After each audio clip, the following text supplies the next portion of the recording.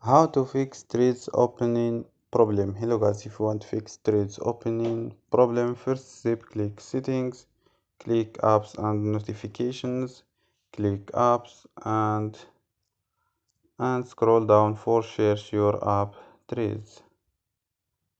So scroll down and this is app. Click for stop and click OK. Click storage, click clear data and click clear cache. After these steps, turn on airplane mode and turn off airplane mode. So don't forget like and subscribe. Bye.